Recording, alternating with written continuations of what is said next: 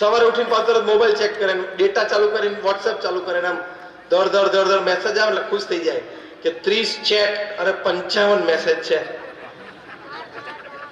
અને પછી ખોલ, એમાંથી 99% ગુડ મોર્નિંગ ના ફૂલડા હોય. એમાંથી એક ફૂલડું તમને પાછું ગમે એટલે એનું શું કરો?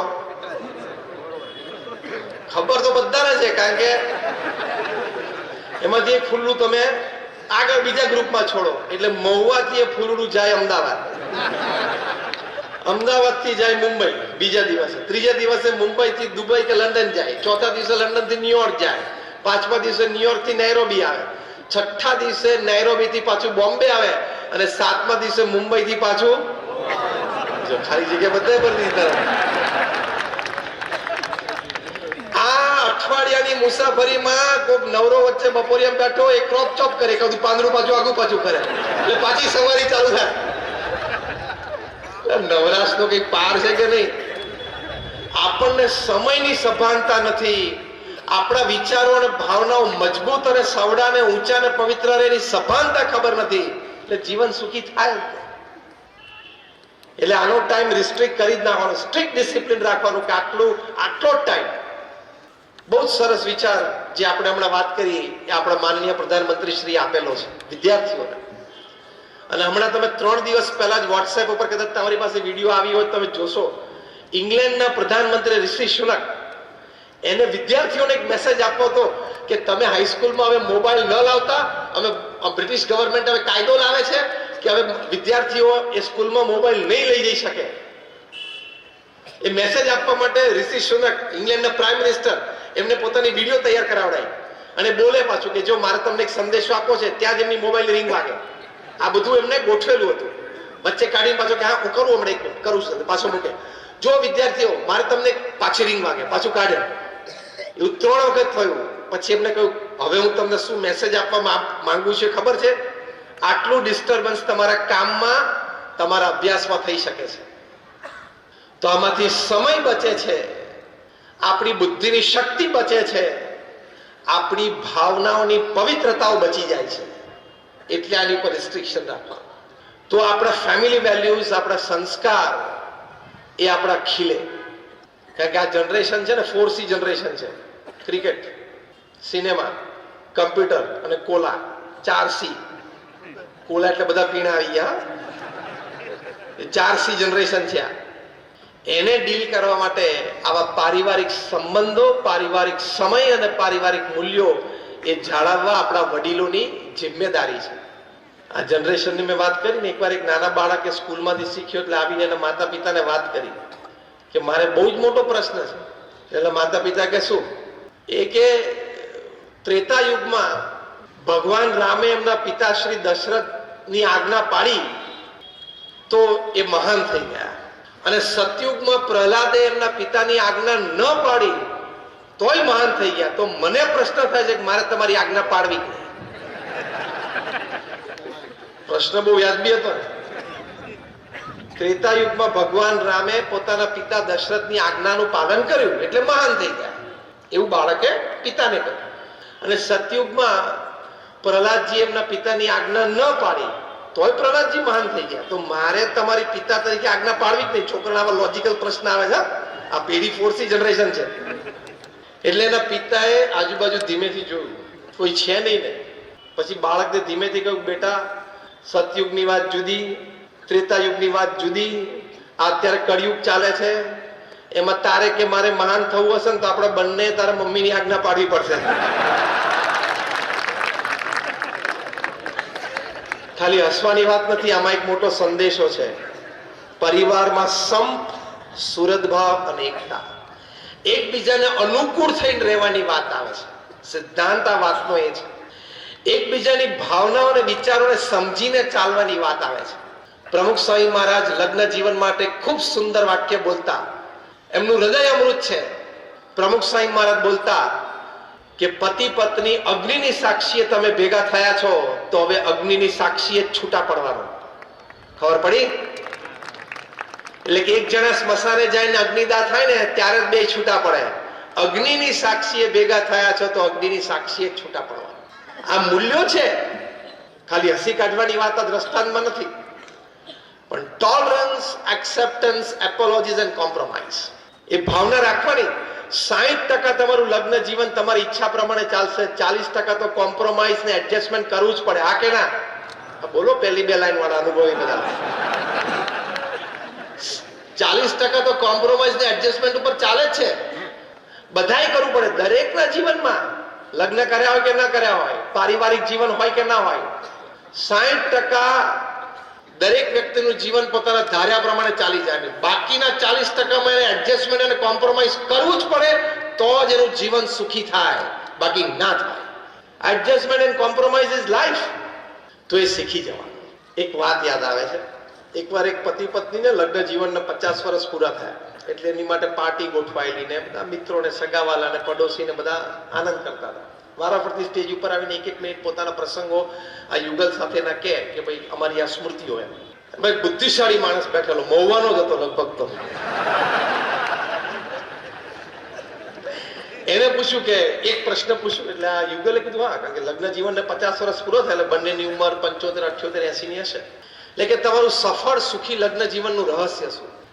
એટલે એના પતિએ કીધું કે સિમ્પલ, અગત્યના નિર્ણયો મારે જ લેવાના, પત્નીએ માથાકૂટ જ નહીં કરવાની, બોલવાનું જ નહીં વચ્ચે, સ્વીકારી જ લેવાનું, હું કહું એમ કરી જ નાખવાનું. અને ઓછા અગત્યના નિર્ણય હોય એ હું કહું સારું હતું કેમ. એમ બધા સ્તબ્ધ થઈ ગયા. આવું ચાલે નહીં, ચાલે. બીજો બુદ્ધિશાળી એ બેઠો હતો, એને પૂછ્યું કે તમને વાંધો ન તો કયા અગત્ય નિર્ણય તમે લો, તમારી પત્ની આ પાડવાની, કયા નિર્ણયો તમારી પત્ની લઈને તમારે આ પાડવાના, એ જરા સ્પેસિફાય તો કરો, લિસ્ટ આઉટ ધ આઇટમ્સ.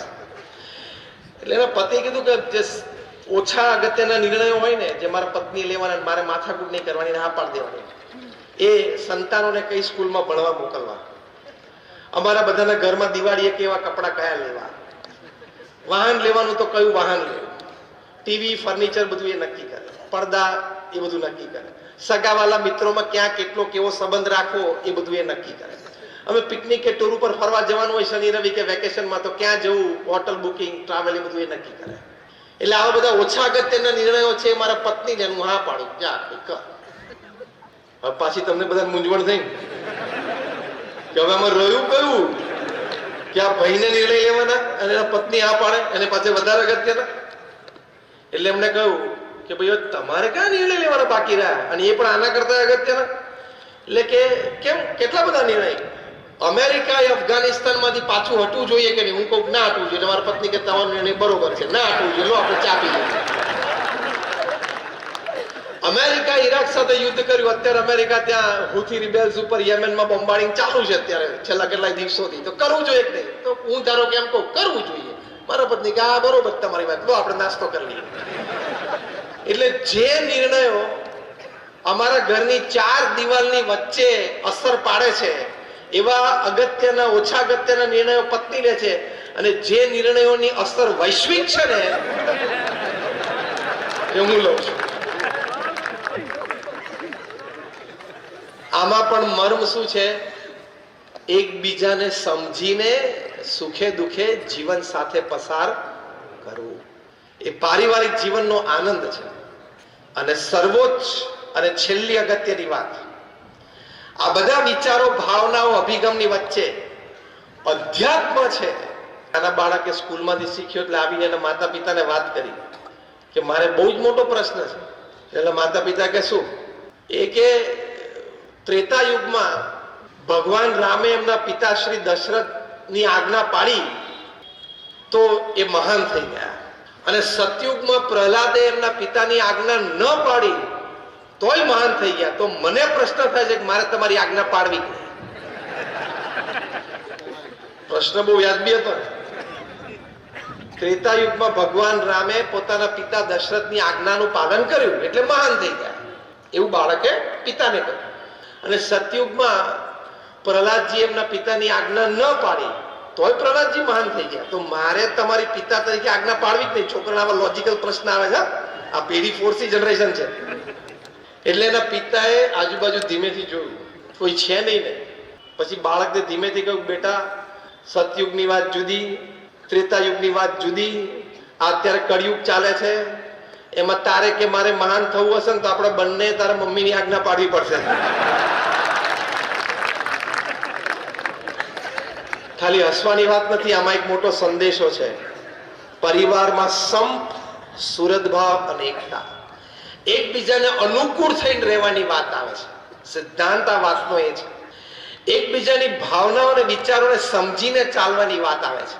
પ્રમુખ સ્વામી મહારાજ લગ્ન જીવન માટે ખૂબ સુંદર વાક્ય બોલતા, એમનું હૃદય અમૃત છે. પ્રમુખ સ્વામી મહારાજ બોલતા કે પતિ પત્ની અગ્નિની સાક્ષીએ તમે ભેગા થયા છો તો હવે અગ્નિની સાક્ષીએ જ છૂટા પડવાનું. ખબર પડી? એટલે કે એક જણા સ્મશાને જઈને અગ્નિદાહ થાય ને ત્યારે જ બે છૂટા પડે. અગ્નિની સાક્ષીએ ભેગા થયા છો તો અગ્નિની સાક્ષીએ જ છૂટા પડવાનું. આ મૂલ્યો છે. ખાલી હસી કાઢવાની વાત જ દ્રષ્ટાંતમાં નથી, પણ tolerance, acceptance, apologies and compromise એ ભાવના રાખવાની. 60% તમારું લગ્ન જીવન તમારી ઈચ્છા પ્રમાણે ચાલશે, 40% તો કોમ્પ્રોમાઇઝ ને એડજસ્ટમેન્ટ કરવું જ પડે. હા કે ના? બોલો પહેલી બે લાઈન વાળા અનુભવી બધા. 40% તો કોમ્પ્રોમાઇઝ ને એડજસ્ટમેન્ટ ઉપર ચાલે જ છે. બધાએ કરવું પડે દરેકના જીવનમાં. લગ્ન કર્યા હોય કે ના કર્યા હોય, પારિવારિક જીવન હોય કે ના હોય, 60% દરેક વ્યક્તિનું જીવન પોતાના ધાર્યા પ્રમાણે ચાલી જાય. બાકીના 40%માં એને એડજસ્ટમેન્ટ અને કોમ્પ્રોમાઇઝ કરવું જ પડે તો જ એનું જીવન સુખી થાય, બાકી ના થાય. Adjustment and compromise is life. તો એ શીખી જવાનું. એક વાત યાદ આવે છે. એકવાર એક પતિ પત્નીને લગ્ન જીવનના 50 વર્ષ પૂરા થયા એટલે એની માટે પાર્ટી ગોઠવાયેલી ને બધા મિત્રોને, સગાવાલાને, પડોશીને બધા આનંદ કરતા હતા. વારાફરતી સ્ટેજ ઉપર આવીને એક મિનિટ પોતાના પ્રસંગો આ યુગલ સાથેના કે ભાઈ અમારી આ સ્મૃતિઓ એમ. ભાઈ બુદ્ધિશાળી માણસ બેઠેલો, મહુવાનો જ હતો લગભગ તો. એને પૂછ્યું કે એક પ્રશ્ન પૂછ્યું એટલે આ યુગલે કીધું હા, કારણ કે લગ્ન જીવનને 50 વર્ષ પૂરો થાય એટલે બંનેની ઉંમર 75, 78, 80 ની હશે. એટલે કે તમારું સફળ સુખી લગ્ન જીવનનું રહસ્ય શું?